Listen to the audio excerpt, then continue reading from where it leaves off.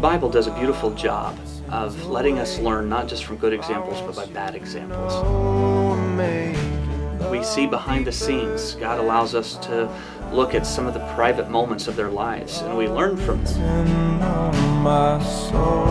And I think the song will allow the same thing. Eyes like the dawn, you are beauty. The touch of your skin consumes me. You shine like the sun, you're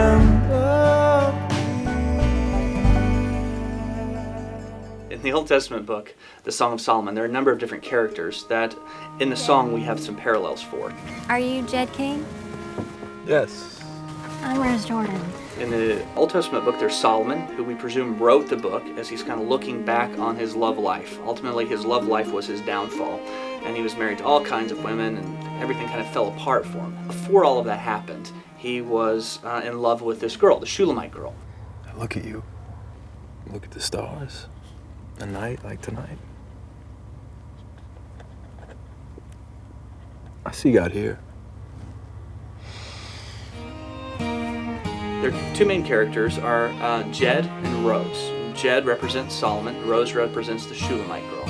And I love how they meet in the song, because in the Song of Solomon, a lot of it is poetic literature, and it's written around the fact that Solomon falls in love with this vineyard owner's daughter, and there's all kinds of poetic language wrapped around the metaphor of vineyards. And in the song, we kind of do the same thing. Jed, this musician, plays a music festival at this vineyard. He falls in love with the vineyard owner's daughter, and so we see these parallels between the characters of Solomon and Jed, and the Shulamite girl and Rose.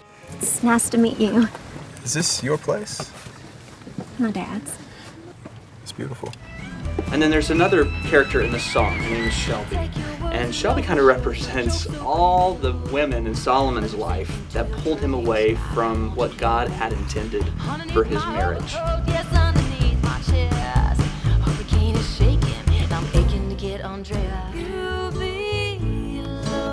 One of the things that I like about this song is I think it honestly reflects the Song of Solomon in that we see and we learn from the mistakes of the characters. It'll allow us to hear about what God has in mind, but to be honest with ourselves about what we've turned some things into. And I think that reflects the model and the message of Scripture, that we're not just hearing about what God has in mind, but we're able to honestly look at what it has become in our own lives, and then hopefully make adjustments so that our lives and our love lives reflect what God had in mind originally.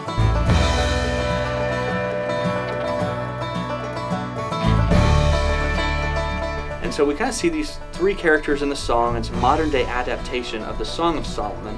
But these characters we were able to identify with a little bit more because we're not looking back, reading poetic literature at a different time in history, but we're seeing kind of what that looks like now in our time and in our culture.